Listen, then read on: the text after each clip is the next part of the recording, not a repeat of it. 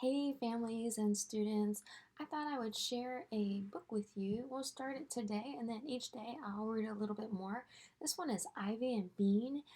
Mrs. Boyd introduced this great series of books to me, and they're just a fun series. So I thought I'd start with this. We'll just read like a chapter a day, and then as we get through this, then we'll start something else. So, boys and girls, the first thing we do is we look at the cover, make predictions maybe about what's happening in the story, um, who the characters might be. So I see, looks like two girls on the front, and one has a book in her hand, and the other one has a ball. And then also, they have this kind of checkered background. I don't know if that's a quilt in the family or what that might be, or maybe it's just what the illustrator decided as a background. So then the next thing I like to do is see who the author and the illustrator are. On this book, the author is Annie Barrows. You can see that here at the bottom. And the illustrator is across the other side, Sophie Blackall.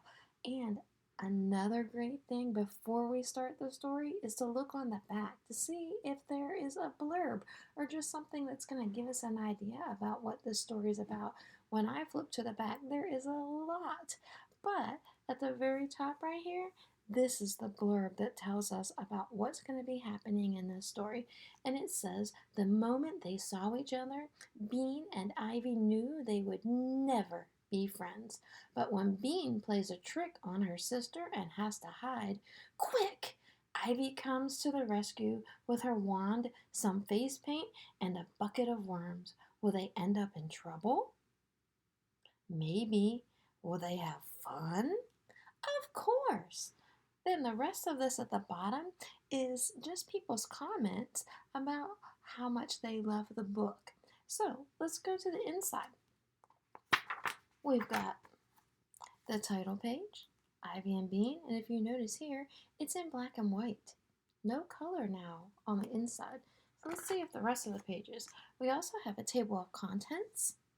This table of contents lists out the different chapters in the book and tells us what each one, the title of each one is. So the first one we're going to read is No Thanks.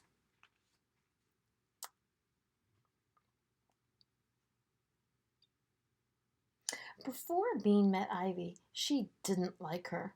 Bean's mother was always saying that Bean should try playing with the new girl across the street, but Bean didn't want to. She's 7 years old, just like you, said her mother, and she seems like such a nice girl. You could be friends.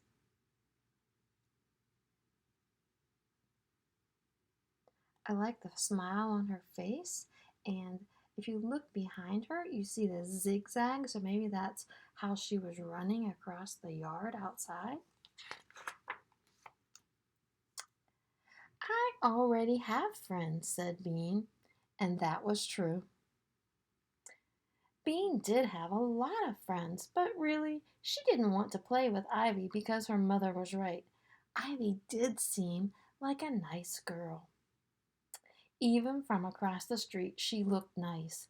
But nice, Bean knew, was another word for boring. Ivy sat nicely on their front steps. Bean zipped around her yard and yelled. Ivy had long curly red hair pushed back with a sparkly headband. Bean's hair was black, and it only came to her chin because it got tangled if it was any longer.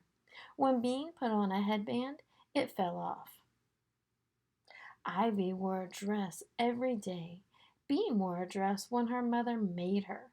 Ivy was always reading a big book. Bean never read books.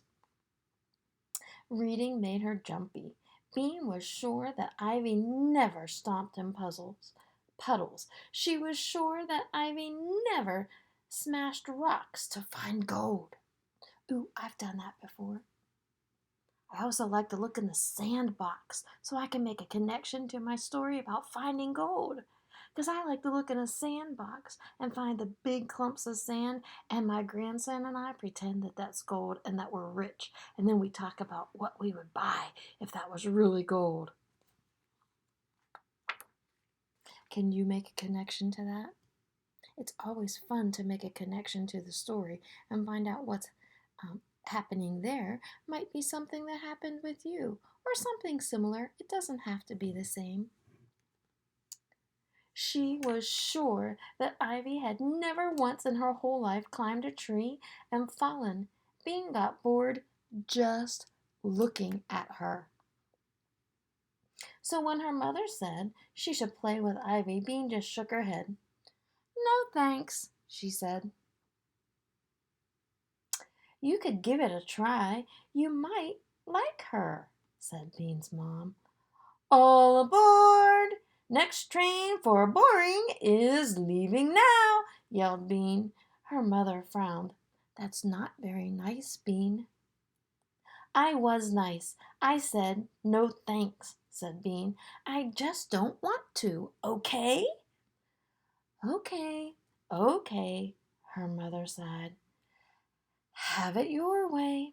So for weeks and weeks, Bean didn't play with Ivy, but one day something happened that changed her mind.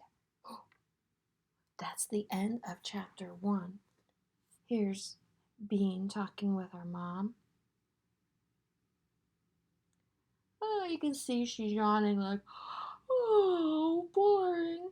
So what do you think is going to happen that's going to change Bean's mind? Is she going to want to become friends with Ivy now?